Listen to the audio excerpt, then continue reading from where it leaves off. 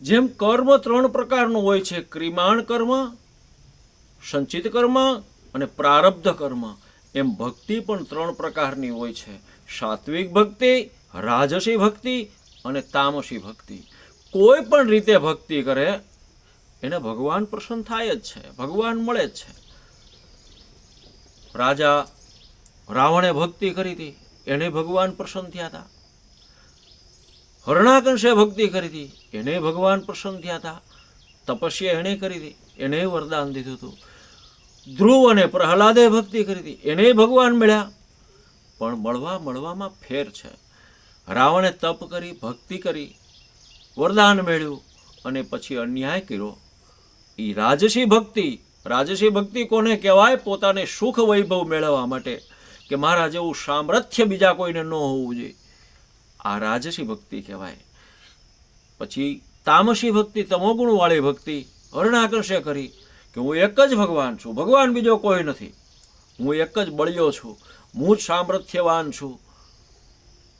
આ તમોગુણી ભક્તિ, કે હું કાંઈક છું એવું અભિમાન હતું.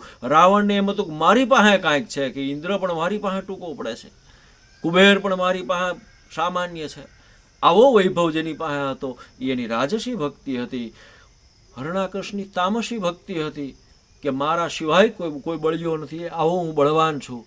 અને ધ્રુવ ને પ્રહલાદ જેવા ભક્તોની ભક્તિ સાત્વિક ભક્તિ હતી. સાત્વિક ભક્તિ એને કહેવાય. કોઈ પણ જાતની લાલચા ન હોય. એ ભગવાનને કાંઈ કહેતા જ નથી, તમે મને આ આપો, તે આપો, આ જોઈશે, તે જોઈશે. કેવળ ભગવાનનું સ્મરણ. ભગવાન તમારે જે દેવું હોય દો, તમારે જેવી રીતે મને રાખો એવી રીતે રાખો, તમારે જ્યાં મને લઈ જાઓ હોય ત્યાં લઈ જાઓ, હું તો કેવળ તમારું સ્મરણ જ માગું છું અને તમારું શરણ માગું છું.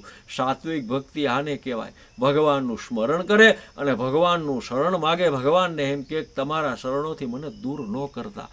આ સાત્વિક ભક્તિ છે. રાજસી ભક્તિ રાજા રાવણે કરી હતી, પણ એનો એન્ડ કેવો આવ્યો? અન્યાયનો અંજામ સારો આવતો નથી. રણ મેદાનની અંદર ભગવાન રામચંદ્રજી એને ભગવાન મળ્યા, પણ ધનુષ બાણ હાથમાં લઈને કાળ બનીને સામા ઊભા હતા. આ એને એન્ડમાં આવી રીતે ભગવાન મળ્યા હતા. હરણાકંશને ભગવાન મળ્યા, નૃસિંહ રૂપે મળ્યા, મોટા મોટા નોરધારી, અને એને જોઈને એની હાલત બેબાકડો થઈ ગયો હતો. પણ ત્યાં તો સમય બહુ વયો ગયો હતો ભાઈ, બહુ અત્યાચાર એને કરી લીધો હતો. ભગવાનના ભક્તો ઉપર કોઈ અત્યાચાર કરે એ ભગવાનને નથી ગમતું.